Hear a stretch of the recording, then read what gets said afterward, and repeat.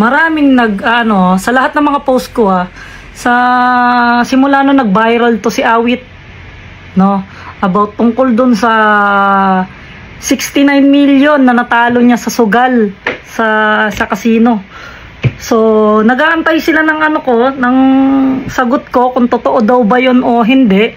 Ayan, so eto na nga, sabi ko nga sa inyo kanina, nag-post ako doon sa pagka umabot tayo ng mga 200 to 300,000 followers in IG, magsasalita tayo, 'di ba? Actually, hindi naman ako talaga totally para mga elam dito no. So issue to ni Awit, no. So yung iba kasi medyo nakukulitan din ako kasi nagko-comment sa akin na totoo daw ba yung kay Awit? Ayan, ano daw ba yung masasabi mo? Tapos eto pa, may mga kumakalat din na video na na hindi ko daw tinutulungan si Awit. Kasi ano ba yung sinabi ni Awit doon? Hindi siya humihingi ng sa akin, 'di ba? Ng tulong. Tama, 'di ba? Doon sa sinabi ni Awit, hindi siya humihingi ng tulong about sa akin kasi gusto niya sarilihin yung problema niya, tapos hindi na siya makaabala ng tao, no? So yun yung sinabi niya. So eto na mga parno. So eto na nga, bago muna yan guys, follow nyo muna yung IG ko kasi dati magpa 500,000 na, biglang bumaba ngayon babalik lang natin followers ko sa IG. So i-comment ko dito So yun, eto na nga, sige na, simulan ko na to, dahil ko pang aling-aling Sige guys, so ganito yun. Una, istorya muna tayo, paano nangyari yun, okay? So, hindi ko alam yung pinakabuong detalye nito at hindi ko alam talaga totally kung magkano yung italo ni Awit dito sa casino. Okay, unang istorya niyan, actually, 2024 pa lang, 2024 pa lang talaga. Nagka-casino na yan si Awit. Hindi sa online game, hindi sa online casino. Sa mismong Okada. Ewan ko sa Okada, sa Soler, basta parting dito kung saan siya naglalaro Kung saan siya naglalaro So 2024, kung makikita nyo, meron hinouse tour si Awit na bahay, may dalawa siyang bahay nun, 'di ba, na magkatabi, dalawang bahay niya sa Cainta, dalawang magkatabi, no? So binenta niya yon, yung isa actually binenta niya yung isa. Yung isa binenta niya yung isang kasi dalawa yung magkatabing townhouse yun Yung isa binenta niya. So yung pinagbentahan niya yon, ang pagkakaalam ko, natalo yon nung 2024 dahil sa casino. Oo. So ayan pa lang istorya to kung bakit siya naubos. Hindi ko lang sure kung magkano yung kasi around parang 15 million ata yung nabenta niya dun sa isang bahay niya no? So not sure ako dun din sa presyo O eto, sinasabi ko lang to kasi nangungulit kayo sa akin kung ano yung mga masasabi ko. At least eto, yung istorya, actually hindi nyo alam kung ano yung kabuuan ng istorya. Hindi din sinabi ni Awit kung bakit siya natatalo, kung ano yung mga nawala sa kanya, di ba? So alam niyo naman na siguro kung ano yung mga nawala sa kanya. Una yun, yung bahay niya. Ayan. So alam ko pinang-casino niya yon. So natalo. Tapos meron din siyang binenta niya ulit yung isa niyang bahay, dalawa yun isang townhouse niya binenta niya. Pangalawa, yung isang townhouse niya, yung binebenta rin namin yung bahay namin sa Cainta. Okay, yung binebenta rin namin yung bahay namin sa Cainta, binili niya. So nagbigay siya sa amin, tapos binili niya. Tapos ngayon, ang nangyari kasi ako may may utang pa ako doon sa bahay. No, may utang pa ako doon sa bahay. May utang pa ako doon sa bahay. May utang pa siya sa akin sa bahay. 'Di ba? May utang pa siya sa akin sa bahay kasi nga may kulang So binebenta ko yung bahay ko ng magkano, tas magkano lang yung binigay niya. Hindi ko na babanggitin kung magkano 'yon, no? So basta hindi siya ganoon kalaki. Binayaran niya ako parang down payment, kumbaga. Down payment, tapos hanggang di siya nakakagulog. Syempre kami nung araw na yun, pas 2024, kailangan namin ng etong 2025 na. Etong 2025 na to, binenta na namin yung bahay namin. Sabi ko, Awit, kailangan namin ng pera kasi hindi ka na nakapaghulog sa amin. Yun na yung punto na hindi siya nakakapaghulog sa akin, na nagkakasino na din siya nun. Eto na yung 2025 na yun. Eto na yun, yung 2025 na yun Eto na yun, yung 2025 na yun. Although nabenta namin ngayon yung bahay. yung bahay. Tapos ngayon, bumili siya ng bahay, yung bago niyang, yung naging una niyang house tour, bahay niya talaga yon. Pero hindi niya pangalang fully paid. Pero bahay niya na yon at hindi siya nangungupahan. Totoo ang sinasabi ko. Okay? Hindi siya nangungupahan. Totoong bahay niya yon. Ang problema lang, binabayaran niya yon in-house. So, ibig sabihin, kung sino may-ari, doon siya nagbabayad. Hindi siya sa bangko. Hindi siya bank loan, no? So, yon. Nung binayaran niya yon, nung nabenta namin yung bahay, nagbayad siya doon.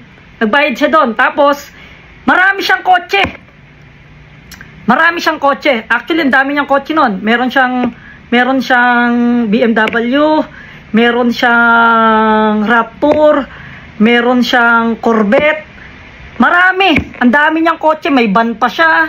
Tapos, sobrang dami ng bahay. Ang daming kotse ni Awit. Siguro around mga 4 to 5 units na sasakyan. Meron siya noon nung bumili siya ng bahay, tapos dami niya na disasakyan. So eto na, dito na nagsimula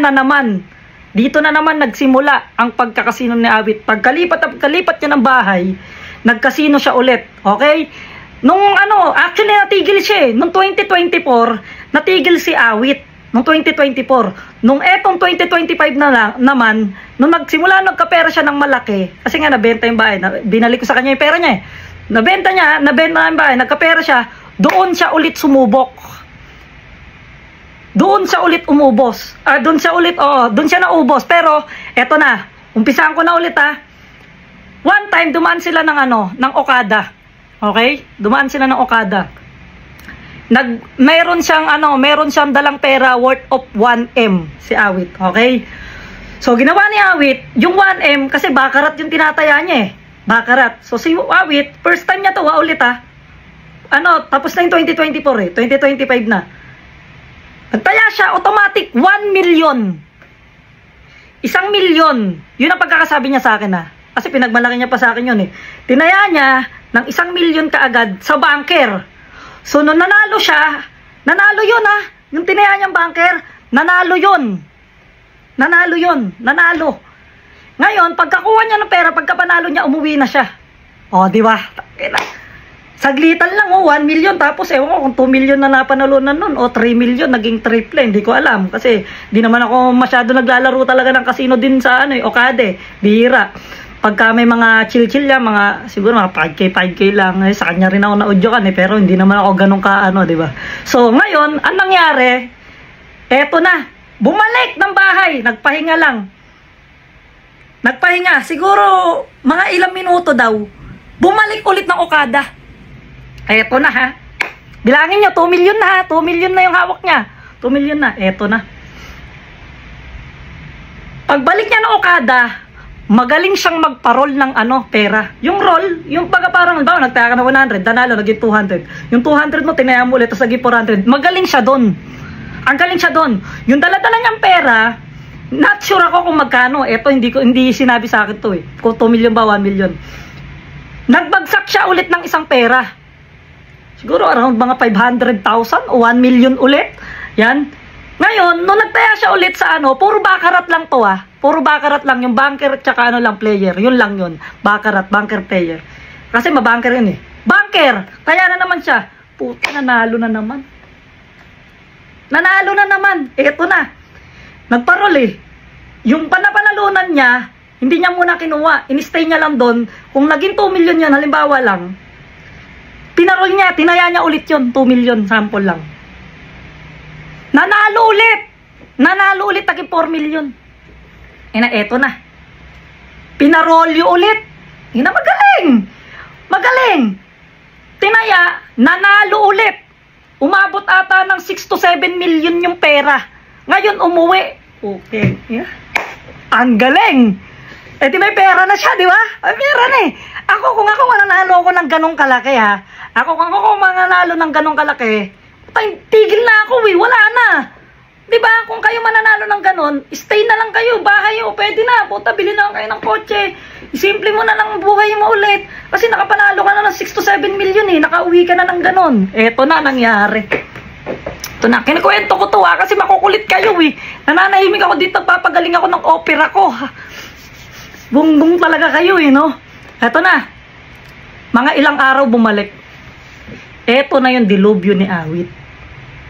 Eto na yung sunod-sunod na siyang natatalo. Kada punta niya doon. Kasi ang casino, ang swerte talagang pagka nag-ano ka, pagka sa ano sa ang tawag dito, sa personal, mahirap yung personal eh. Kahit sa, medyo sa online, medyo okay pa eh. Pero, di ba, alam mo yun? Pero, bahala. Basta eto na. Bumalik ulit. Nanalo na ulit eh. Laki na ng pera. Natalo na. Yun na ang dilobyo ni Awit. Dire-diretso na yung pagkatalo niya. Hanggang so natalo siya, lahat ng napanalunan niya din, natalo din. Eto na. Nanggigil. Bumalik ng bahay.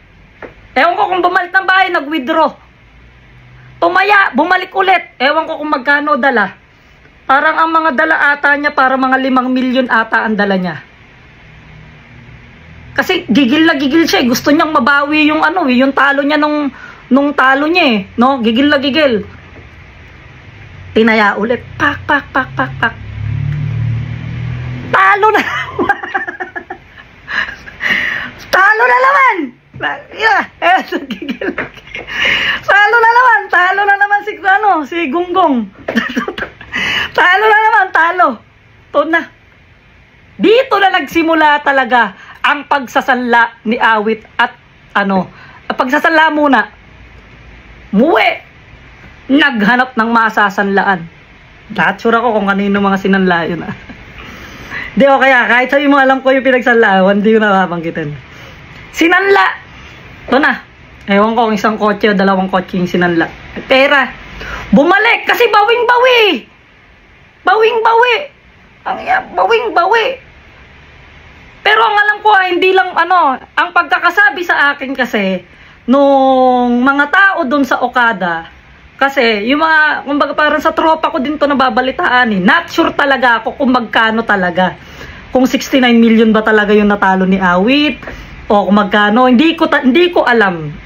Hindi ko talaga alam yan. Pero yung base sa kwento, siguro bilangin nyo na lang, no? So eto na. Ang sabi sa akin, nung tropa ko, nabalitaan niya, talo nung gabi si Awit. 14 million. Okay? Talo siya ng 14 million. Siguro computein nyo na ha. Computein nyo na lang. Ito natalo siya ng nung una eh. Talo siya ng 6 to 7 million. Tapos sunod 14 million, no? Okay. So ito na tayo. Nagsanla na. Ewan ko kung 1 o 2 sasakyan yung sinanla. Nakabalita na naman kami. Ito na. Nasanla niya na yung mga sasakyan niya. Yung binenta pala niya muna yung Corvette na meron siya. Binenta niya yung Corvette. Parang pinabenta niya sa akin. Hindi, nakasanla pala yung Corvette. Ito pala, sinanla niya pala yung Corvette. Yung Corvette pala yung sinanla. Yun, ayun, tama. Yung Corvette, sinanla niya. Okay? Siguro yung sanla ng Corvette is nasa 3 million. 3 million yung sanla. So, ibig sabihin, 3 million yung hawak niya. Ewan ko kung 1 o 2. Basta alam ko yung Corvette, pinabenta niya kasi sa akin yun eh. Tinulungan ko lang din siya. Hindi ko lang alam kung bakit. Sabi niya, tutubusin niya lang daw. Kanya niya binenta, kaya tinulungan ko. Tapos yung pala, yung 3 million na rin yun, talo din. Bumalik na Okada eh. Talo na naman. Di bilangin nyo na, magkano na? 14M, 7M, tapos 3 million. Bilangin nyo ha. Tapos eto na, talo na naman. May mga kotse pa. Sinanla na naman dun sa pinagsanlaan. Nagsanla na naman dun sa pinagsanlaan. Eto na. Eto na, umapit na. Umapit na kayo. Ewan ko, alam ko 2 sasakyan. 2 sasakyan sinanla. Nung sinanla niya yung 2 sasakyan, yun yung pagkakaalam ko Sinanla niya yung mga sasakyan. Punta na naman daw siya ng Okada. Akala ko nga doon na nakatira. Alam ko doon na nakatira kasi lagi ko rin nakikita sa mga Mayday na nagbabakarot siya eh. Ito na no. Anong nangyari? Alam ko nanalo siya eh. Alam ko talaga nanalo siya doon eh. Nung pinagsanla niya yung kasi natubos niya pa daw yung natubos niya pa daw yung sasakyan eh. Nanalo ata siya. Kasi natubos niya pa yung sasakyan eh. Pero bumalik ulit.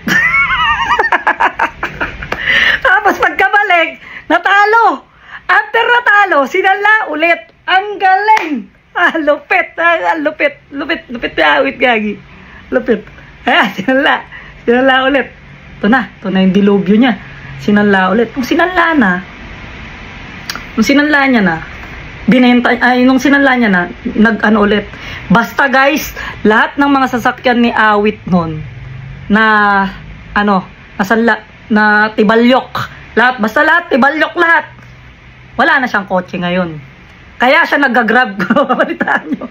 Kaya siya nag-grab. Ngayon, nung nakarang araw, umihiram sa amin ng sasakyan. Di pinahiram kasi kapatid ko naman Pero ilang araw lang kasi baka masala Ito na no. Tapos mabigat. Ito na yung dilubyo. Nakita nyo yung bahay niya ngayon? Yung nangungupahan siya ngayon? Ito na yung dilubyo nun. Yung bahay niya, yung bahay ni Awit, di ba in-house. Tapos nag-down siya. So dun sa naging profit, hindi siya nakahulog ng 6 months ata siya hindi nakahulog doon simula nung kinuha niya yung bahay. 6 months kaya na profit. Pero kawawa naman din yung tao kasi na-profitan di ba? Pero kasalanan niya yun. Di ba? Kasalanan niya yun. Na-profit siya, na-profit. So wala na. Kaya pinalis siya dun sa alam mo yung Awit Mansion, yung binlag niya, right? May malaking parkingan. So yun, na-forfeit. Kasi di ko alam kung ilang buwan hindi nabayaran niya kasi na-forfeit Ngayon, yun na yung naglipat na si Awit ng bahay. Kasi wala na siya. Hanggang ngayon, promise, sobrang wala talaga si Awit. Okay? So, eto naman yung tanong. Bakit hindi mo naman tinulungan? Alam mo naman kapatid mo, walang-wala. Tas, wala kang pakialam. Doon kayo nagkakamali. Ang daming lumalabas na video na ganon yung ibang mga voice record na yung picture namin. Tapos, si Wamos at si Awit, hindi okay na gonggong. Hindi. Okay? So, eto na. Si Awit talaga, tinutulungan ko yan. Ang unang-una kong tinutulungan, anak niyan. Okay? Anak niyan, ni Awit. Ang unang-una kong tinutulungan kasi pamangkin ko yan. Mahal na mahal ko yan. Kahit anong klase ng pagkatanga ni Awit, labas yung mga anak niya sa relasyon namin. Kumbaga parang kami, pagkasakit man yung bata, sinasagot namin yan. Halimbawa, walang pambiling gamot, walang pambiling gatas. Nandito kami para sa kanya. Para sa bata, hindi para sa kay Awit para sa bata. Kasi kung tutuusin, si Awit talaga, may utang pa sa akin yan si Awit na 4 million. Diba? Alam niya na yon sa sarili niya na yon. Alam niya na sa sarili niya yon na lalapit ba ako sa kuya ko na kasi may utang pa ako doon na alam mo yon, may mga point na ganon, baka madagdagan pa yung utang siguro yun yung isip-isip niya. Pero syempre sa akin hindi ko matiis yung kapatid ko, di ba? Kaya ang ginawa ko talaga, tinulungan ko naman siya, pero hindi naman ganong kalaking tulong yung gusto kong ibigay sa kanya. Kasi gusto ko rin siyang matuto. Gusto ko rin na malaman niya na yung may mga pagkakamali siya na hindi na kailangan niya ng itama lahat. Kung ngayon, isaswertehin siya ngayong taon, magkaroon siya ng pera, sana isipin niya na lang, at isipin mo na lang Awit, yung pamilya mo, anak mo, at saka yung asawa mo. Na sana pumasok na sa kokote mo na kahit magkaroon ako ng milyon ngayong taon, never ko na tong gagalawin. At never na ako hahakbang papuntang kasino. Kasi mauubos na naman ako. Dapat ayan ang isipin mo. Ang isipin mo, pag kahawak ka ng milyon na naman, isipin mo na, paano ko to palalaguin? Paano ko to palalakihin tong pera na to? Para bumalik ako sa dati, na may bahay ako, sarili akong bahay, na maayos yung pagkain namin sa araw-araw, na hindi ako nagbebenta ng bagoong ngayon, di ba? Pero hindi masama ang pagbebenta ng mga ganyan, mga par, ha? Wag na wag nyong nilalait yung mga nagbebenta ng mga ganyan. Okay? Wag. Okay, so siguro suportahan na lang natin kasi sa halagang 140 pesos, 'di ba? Napasok ko pa yung bagoong mo, Awit. 'Di ba? Tapos ngayon, wala pa siyang page. Yun ang dilubyo niya talaga na nangyari. Hindi naman siguro karma yung nangyari sa kanya, tadhana sa kanya yan. Yeah. Tadhana yan, na mangyayari yan. Pero sabi siguro ni Lord, siguro awit medyo pahirapan muna kita ng tigas na ng mukha mo eh. Diba? Pahirapan muna kita. Bis na ang ganda-ganda na ng buhay mo ngayon. Dinala mo sa walang kwentang bagay. Oh. Sabi ni Lord, kung sakali, kung ay sinabi, ngayon, sabihin ni Lord na, sige, awit, magtrabaho ka, tsaka na kita ibabalik kapag nakita ko nagbabago ka na at nagpupursigi ka na. Diba? Kasi ako bilang isang kuya, hindi lahat ng bagay mga par sinusuportahan ko talaga kay awit. Yung pagkakasino niya, nako, naudyukan pa nga ako niyan. Na kahit ayaw ko talagang mapipilitan ako dahil sa tigas ng muka. Simula natalo ako, nakasama ko din niya si awit. Hindi ganun kalaki yung ko ha. Magkano lang yung yung talo ko, para 50k, mga ganun lang, pa 50k lang, pa ganun lang, diba? Wala naman yun. Kumbaga parang sa akin, hindi na siya masakit. Kumbaga parang, kasi ito lang talaga yung panlaro ko, diba? So doon pa lang, medyo masakit na sa akin yun na, diba, na matalo ako sa ganun. So isipin ko na lang paano ko palalaguin tong gantong halaga, diba? So ayun, kaya mga par, yun nga, sa akin talaga, hindi ko talaga kukonsintihin yan si awit. No. Hindi lahat ng mga bagay talaga na pag nagkamali siya, kailangan palaging tulong ko.